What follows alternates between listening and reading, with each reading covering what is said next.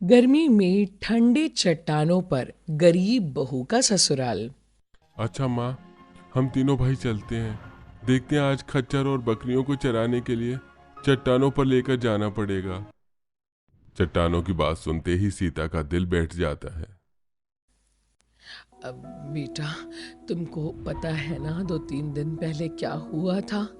कितनी बुरी तरह से चट्टान खिसक गई थी। जितने लोगों ने चट्टान के उछले भाग पर बसावट कर रखी थी, उन सभी के घर उजड़ गए। माँ, पहाड़ी इलाके में चट्टान खिसकना आम बात है। अगर गर्मी के चलते निचले हिस्सों की घास नहीं जली होती तो खच्चर और बकरियों को वहीं चरा लेते। अगर हमारा सीजन का काम चालू होता तो खच्चर की सवारी करवा के घर का खर्चा बड़ी आराम से निकल जाता है। लेकिन अभी घर की जरूरत बकरी का दूध बेचकर निर्भर है। अगर इन्हें अच्छा चारा नहीं खिलाएंगे तो दूध कम कर देंगी। बेटा, मैं समझ रही हूँ, लेकिन संभल कर चट्टान पर चढ़ना, गर्मी से चट्टान पिघलती है।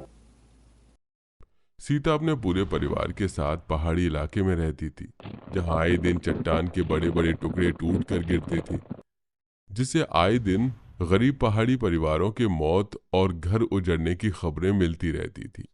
चट्टानों के चलते गांव में बेरोजगारी और पिछड़ापन था, और गर्मी इतनी जोरों की पड़ती थी कि निचले भाग में जमीन में बहने वाली मीठे पानी की नदी अक्सर सूख जाया करती थी, जिससे पानी के लिए भी कई किलोमीटर ऊंची चट्टान पर जाना पड़ता था।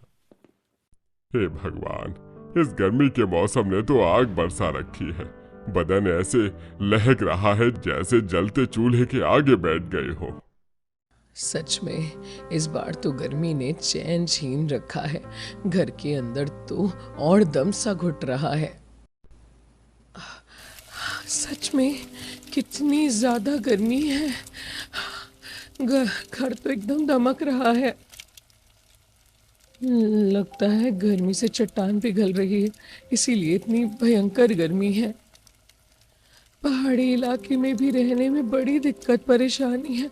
ठंड के मौसम में इतनी कड़ाके की ठंड पड़ती है कि बंदे की कुल्फी जम जाए, और गर्मी में इतनी भयंकर गर्मी कि आदमी का कचुम्बर निकल जाए। बहू, कर भी क्या सकते हैं? इस गर्मी का कोई इलाज भी नहीं है। झेलने के अलावा अगर भगवान ने थोड़ी अपनी जगह ज़मीन दे रखी होती तो थोड़ा खुलाकर घर बनाते। ये किराए का मकान तो इतना ज़्यादा छोटा है, ऐसा लगता है कि माचिस के डब्बे में रह रहे हो। बस किसी तरह टाइम कट रहा है।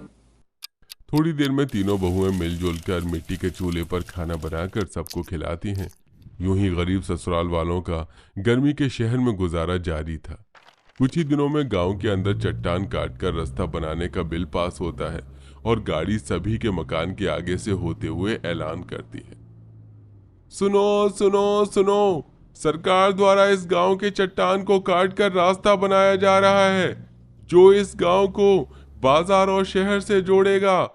जो भी चट्टान काटने में मजदूरी करना चाहता है वो अपना अपना नाम दर्ज करवा सकते हैं। कोई भी अपने जान पर जोखिम नहीं लेना चाहता था, इसलिए सब अपने अपने बसावट के भीतर चले जाते हैं। अरे भाई, उस चट्टान की कटाई करना तो मौत के मुंह में हाथ डालना है। देखा नहीं कितना सकरा और खड़ी चट्टान है, आए दिन खिसकता रहता है। जितने का दो पैसे कमाएंगे नहीं, उतना मलबे में दब के मर जाएंगे। अरे मधुकर भाई, क्या तुम नहीं चाहते कि हमारे पिछड़े गांव की तरक्की हो? सालों के बाद सरकार की नजरें हमारे इस गांव पर पड़ी हैं। चट्टान काट कर रास्ता बन गया तो हमारा गांव शहर से जुड़ेगा, और हमारे गांव में रोजगार होगा। तब किसी को भी अपना परिवार छोड़कर रोजी रोटी कमाने के लिए बाल बच्चे परिवार से दूर नहीं जाना पड़ेगा। ऐसा कहते हुए भानु का मन भर आता है, क्योंकि गांव में बेरोजगारी के चलते कितने ही अपने परिवार का पेट भरवाने के लिए उनसे दूर शहर में रहते थे। भानु के समझाने बुझाने पर सभी अपना अपना नाम लिखवाते हैं, और अगले दिन से चट्टान काटकर रास्ता निकलने का काम शुरू होने वाला था। अच्छा माँ, हम तीनों चलते हैं। बेटा, संभल कर काम करना। इन चट्टानों का कोई भरोसा नहीं होता। जाने कितने मासूमों का परिवार चट्टानों के मलबे में दफन हो गया है। अगर इस बुढ़ापे की उम्र में मेरी भी कोख उजड़ गई तो मैं जीते जी मर जाऊंगी ऐसे। बोलते बोलते सीता के दिल में बैठा डर का बोझ उसकी आंखों से आंसू बनकर छलक जाता है। माँ, हम में से किसी न किसी को तो ये जोखिम अपने ऊपर उठाना ही होगा, वरना गांव का विकास रुक जाएगा। क्या आप चाहती हैं कि जिस तरह हम तीनों भाई बगैर पढ़े लिखे रह गए और बेरोजगारी के जुए में जुटे रहे हैं, हमारे बाल बच्चे भी ऐसे ही दिन देखें? हम अपने बाल बच्चे परिवार को एक अच्छी जिंदगी देना चाहते हैं। अच्छा, अब हम चलते हैं। आए दिन चट्टान के हादसों को देखते हुए अंदर से तीनों का मन कच्चा हो रहा था, लेकिन घर की गरीबी भरे हालातों को देखते हुए किसी तरह तीनों ने मन पक्का किया और तगड़ी गर्मी में चट्टान पर आकर काम करने लगे। तभी चट्टान के अंदर से एक बड़ा सा पत्थर टूटकर गिरता है, जिससे पूरा चट्टान हिलने लगता है। अरे, लगता है भीषण गर्मी से भूस्खलन हो गया। सेठ, यहाँ का चट्टान तो बिल्कुल खड़ा है। यहाँ से चट्टान काट कर रास्ता निकालना है, जोखिम भरा है। मेरी मानिए तो चट्टान के दूसरे वाले रास्ते को काटते हैं। वो एकदम सीधा और समतल है, ऊबड़ खाबड़ भी नहीं है।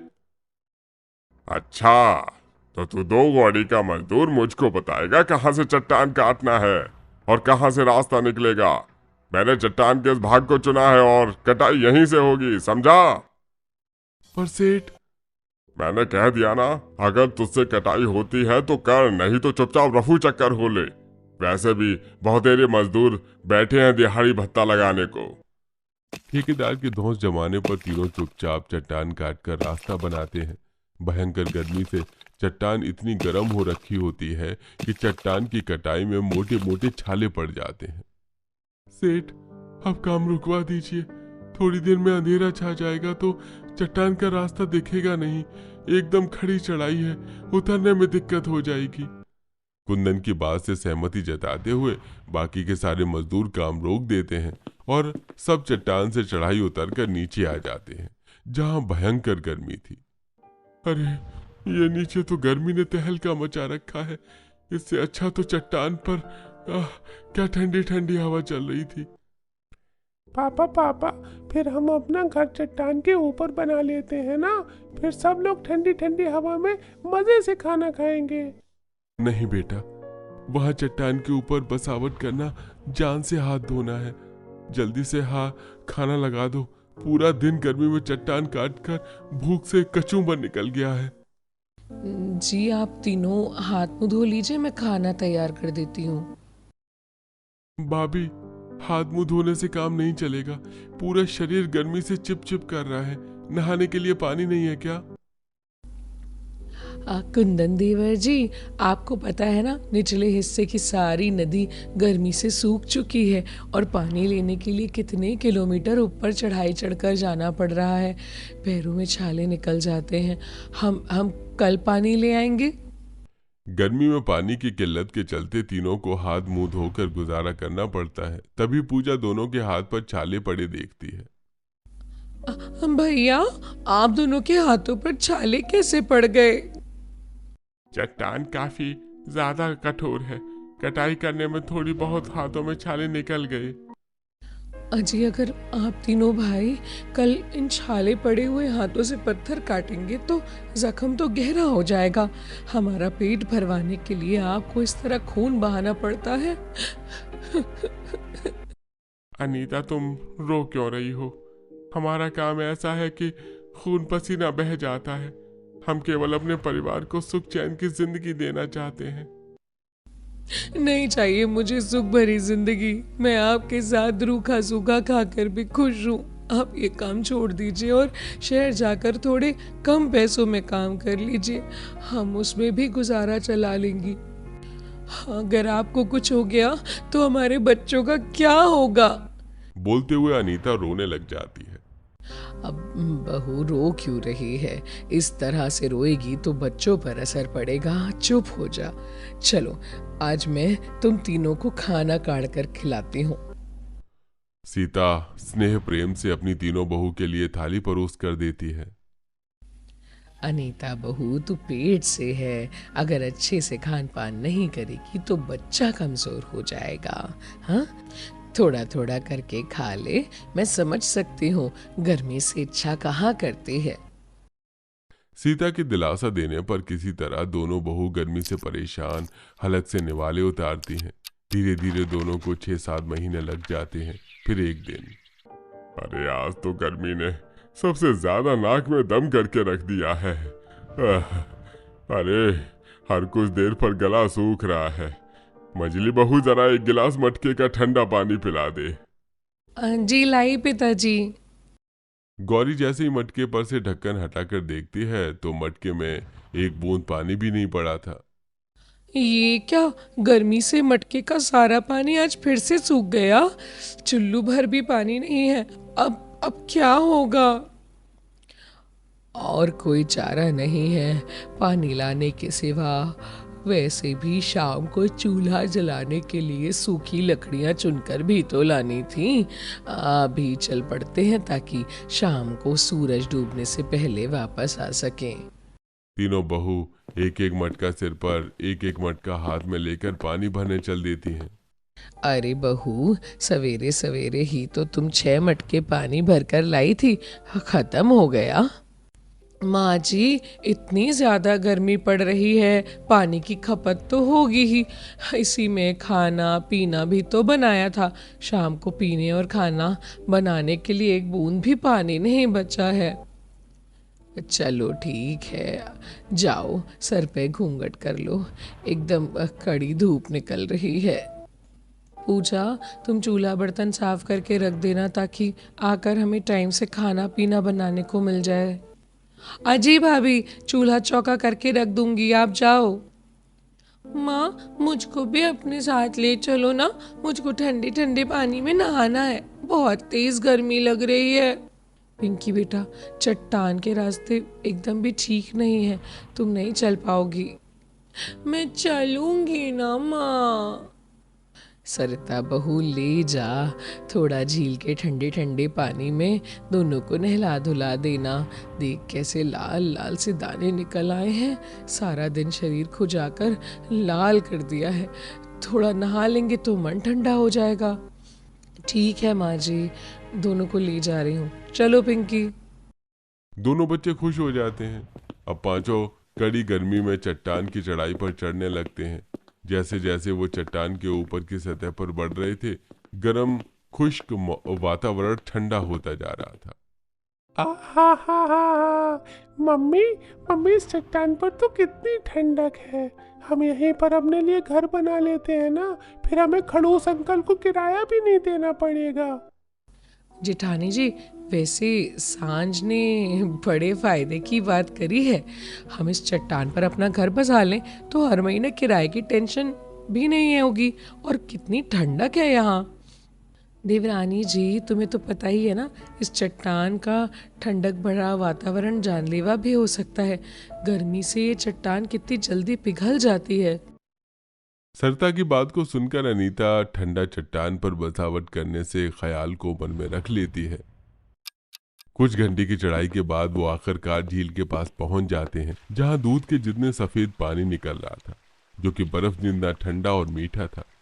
तब गर्भवती गौरी ठंडे पानी को देखकर ललचाते हुए झील से पानी पीती है। हाँ, इस झील का पानी कितना कितना अमृत जैसा मीठा है। हाँ, क्योंकि ये पानी जिंदा पहाड़ी चट्टान से निकल रहा है ना, इसीलिए इतना मीठा है। पीने में मेरा तो दिल करता है कि इस झील के पास ही एक कुटिया बना लें। पीने के लिए मीठा और ठंडा पानी भी मिल जाएगा और ठंडा वातावरण भी। वैसे इस झील के पास बसावट की जा सकती है, क्योंकि यहाँ की चट्टान एकदम खड़ी है, अपनी जगह से खिसकती नहीं है। तो इसे ठंडे पानी की झील को देख लो, चट्टान के अंदर से निकलती है, आज तक 1 इंच भी अपनी जगह से हिली तो नहीं है। तो क्या कहती हो जेठानी जी, यहाँ पर बना लें आसरा? आखिरकार पानी लेने के लिए तो हमें इतने किलोमीटर चढ़ाई नहीं करनी पड़ेगी। अगर हम यहीं पर अपनी बसावट कर लेंगे तो कितना समय बचेगा। पर माँ जी पापा जी को हमारे पतियों को इस चट्टान पर बसावट करने के लिए राजी करना होगा। इसीलिए चलो जल्दी से पानी भर करके नहा धोकर वापस चलो, खाना पीना भी तो देखना है। तब तीनों बहू झील से निकलते ठंडे पानी को मटके में भरकर काफी देर तक झील के पानी में नहा धोकर थकान मिटाकर चट्टान की चढ़ाई से उतरकर नीचे आ जाती है। अरे बहू, पानी ले आई तो जरा दे दे। कब से प्यास से हलक सूख रहा है। जी बाबा जी, ले आए पानी, ये लीजिए।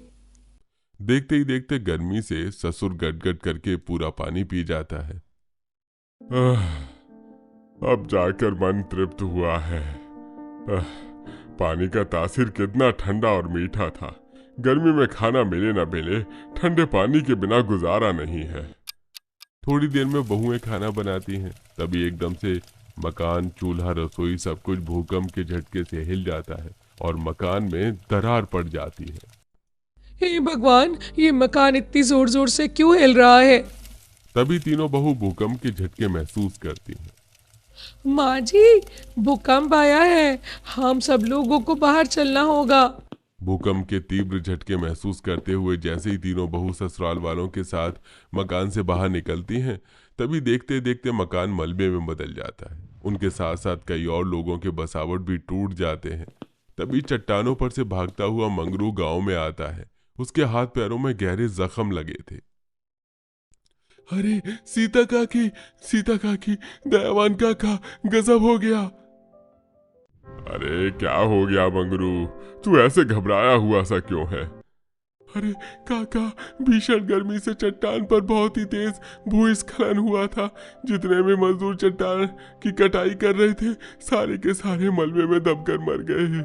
आपके बेटों की भी कोई खबर नहीं है। पूरे दिन से लगा हुआ हूँ। ये सुनते ही सीता को एक सदमा सा लग जाता है और वो छाती पीट कर रोने लगती है। हाय हाय मेरे भगवान, तूने मेरी कोख उजाड़ दी। अरे अभी तो मेरे बेटे ने अपनी औलाद का मुंह भी नहीं देखा था, उससे पहले ही तूने मेरी दोनों गर्भवती बहुओं पर ऐसा कहर तोड़ दिया। हाय बहुओं, अब ये सिंदूर, मंगलसूत्र, ये कांच की चूड़ियाँ किसके लिए सजा रखी है? तोड़ दो इन्हें। सदमा खाई सीता गौरी की कलाई की चूड़ियां तोड़ देती है। माँ जी, ये आपने क्या किया? अपने पति के नाम की निशानियां नहीं हटाऊंगी मैं।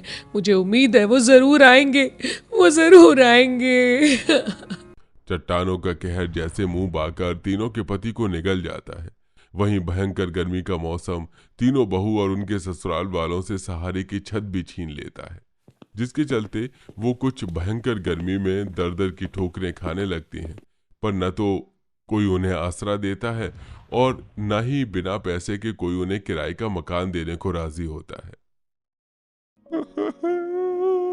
मम्मी, चल चल कर मेरे पैरों में दर्द हो रहा है और जलन भी हो रही है। मुझको और नहीं चला जाएगा। घर कब आएगा? सरिता डबडबाई आंखों से अपने बेटे के सवाल का जवाब देती है। घर? कौन सा घर? घर तो ऊपर वाले ने हमसे छीन लिया है। हम बस हमारे नसीब में इस गर्मी में दर दर की ठोकरी ही खाना लिखा है बेटा। बहू, 2 दिन इससे लगती हुई गर्मी में चल चल कर कदम उखड़ने को हो गए हैं। थोड़ी छांव देखकर कहीं ठहर जाते हैं। माँ जी, इन चट्टानों ने हमारे परिवार को इतनी ठेस पहुंचाई है, वो हमें क्यों ठंडक देगा? चट्टान का जिक्र सुनकर अनीता को उसी ठंडक भरे झील वाली जगह को याद आती है जो कि चट्टान के ऊपर बसी थी। अभी भी एक जगह बाकी है जहां हम सबको थोड़ी ठंडक में बसावट करने को मिल सकता है। चलो वो झील, वहां तो समतल सतह है, वहां रह सकते हैं। चलो। थके पैरों से तीनों बहू और ससुराल वाले चढ़ाई चढ़कर उस ठंडी चट्टान पर आ जाते हैं जहां ठंडी ठंडी हवा चल रही थी। झरने से झरझर मीठा पानी बह रहा था। वहीं चट्टानों के आसपास ठंडक देखकर खरगोश गिलहरी जैसे जीव जंतु शरण लिए हुए थे। अरे वाकई इतनी भयंकर गर्मी के मौसम में भी चट्टान पर कितनी ठंडक है और शुद्ध हवा बयार भी है, इंसान को चैन की नींद पड़ जाए। मम्मा, जोर से भूख लगी है, कुछ बना दो। ठीक है, मैं और अनीता खाने की व्यवस्था देखते हैं। तब तक गौरी पूजा, तुम दोनों इस झील के पास वाली सतह को साफ कर लो। जी भाभी। जहां झील का पानी गिरने से चट्टान के आसपास काफी काई जमी हुई थी। गौरी भाभी, यहाँ तो काफी काई जमी हुई है, मैं साफ कर लूंगी, आप आराम करो। तब तक मैं चूल्हा बना लेती हूँ। गौरी अब चट्टान में से टूटकर बिखरे पत्थरों को जमा करती है और 3 पत्थर लगाकर चूल्हा बना लेती है। इतने में अनीता सरता दोनों चट्टान के दूसरे भाग में पहुंच जाती हैं, जहां कटीली झाड़ी उगी हुई थी, जिनके बीच में हरे हरे कैक्टस के पौधे और जलपाई के बेल लगे हुए थे, जिनमें फल लगे थे। आज जेठानी जी देखिए, जलपाई का फल, पता है ना, गर्मी में इसे खाने से शरीर को काफी ठंड मिलती है। अनीता देखो, यहाँ पर एक कैक्टस का भी पेड़ लगा हुआ है, इसका पानी गर्मी में शरीर के लिए काफी लाभकारी होता है। दोनों उस कैक्टस के पौधे और जलपाई फल को तोड़कर ले जाने लगती हैं, जहां उन्हें चट्टानों के बीचों बीच बहुत सारी धान की बालियां लहराती दिखती हैं, जिनमें चावल के दाने लगे थे, जिसे देखकर दोनों चौंक जाती हैं। मुझे तो ये देखकर हैरानी हो रही है, इस चट्टान के अंदर भी अनाज फूट रहा है। अनीता, हो सकता है इस चट्टान की मिट्टी भुरभुरी हो और खेती करने के लिए उपजाऊ हो, इसीलिए। तब दोनों उन धान को इकट्ठा करके अपने साथ ले जाती हैं, जहां गौरी पत्थरों को पैना करके बर्तन बना रही थी। और जेठानी जी देखिए, मैंने पत्थर से चूल्हा और खाना पकाने के लिए बर्तन बना लिए हैं। अनाज मिला कुछ? हाँ, हमें कुछ धान की बालियाँ मिली और ये जलपाई के फल भी मिले हैं। अभी के लिए इसे ही पका करके काम चलाना होगा। अनाज और बर्तन का जुगाड़ तो हो गया, पर आग कैसे जलाएंगे? माँ, मैंने पढ़ा है एसएसटी में, जब आग का आविष्कार नहीं हुआ था तो पहले पूर्वज पत्थर घिस करके आग जलाते थे। पिंकी की बात सुनकर तीनों बहू के दिमाग की बत्ती जल उठती है और अनीता कुछ सूखे पुले इकट्ठे करती है। वहीं गौरी 2 पत्थरों को घिसती है, जिसमें से चिंगारी निकलती है और आग जल जाती है। अरे वाह, ये पत्थर से आग जलाने का जुगाड़ तो काम कर गया, देखो आँच लहक गई। तब सब मिलकर धान की बाली से चावल छुड़ाते हैं और बहू झरने के ठंडे पानी में गीले चावल पकाकर सबको खिलाती है, पर अनाज के अभाव के चलते किसी का भी पेट पूरा नहीं भर पाता है। माँ जी, पापा जी, आप दोनों को चावल कम पड़ रहे थे ना? बहुत थोड़ा थोड़ा सबने खा लिया, बस संतोष है। फिर सब तंबू टिका कर ठंडकपन में सुकून की मीठी नींद लेते हैं, क्योंकि ऊंचाई पर चट्टान होने के चलते सूरज जल्दी निकलता है, जिससे धूप से चट्टान दिन में गर्म होकर कठोर से नरम होती हैं। उसी टाइम तीनों बहुएं चट्टानों को काटकर घर बनाना शुरू करती हैं और बड़े बड़े पत्थर चुनकर रसोई बनाने में इस्तेमाल करती हैं। लगभग कुछ ही दिनों में उनका ठंडा चट्टान घर रसोई बनकर पूरा हो जाता है। वाह मामी, चाची, हमारा चट्टान वाला घर तो बर्फ के जितना चिल्ड और ठंडा ठंडा है, यहाँ तो बिल्कुल भी गर्मी नहीं लग रही। वाह मम्मी, चाची, हमारा चट्टान वाला घर तो बर्फ के जितना चिल्ड और ठंडा ठंडा है, ये तो बिल्कुल भी गर्म नहीं है। सच में बहुओं, ये चट्टान का घर कितना ठंडक भरा है, सारी गर्मी उड़न छू हो गई पल भर में। माँ जी, इस कठोर चट्टान को काटकर घर बनाने में हमने काफ़ी मेहनत करी है, पर हमें खुशी ये है कि यहाँ ठंड में, गर्मी में हमें दोनों ही चीज़ों से छुटकारा मिल जाएगा। तब तीनों बहुएं अपनी चट्टान की ठंडी ठंडी रसोई में आती हैं और पत्थर के बने चूल्हे पर खाना बनाती हैं, जहां खाना बनने के बाद भी बिल्कुल गर्मी या भभका नहीं भरता है। सब चैन से खाते पीते हैं और सुकून की मीठी नींद लेते हैं। वहीं थोड़े ही दिनों में वो चट्टान के ठंडक भरे माहौल के रहन सहन में ढल जाते हैं और अब किसी को गर्मी से परेशान नहीं होना पड़ता। आखिर में उनके पति भी उन्हें ढूंढते हुए चढ़ाई चढ़कर चट्टान की ठंडी बसावट में आ जाते हैं। उन्हें देख पूरा परिवार खुशी से भर जाता है।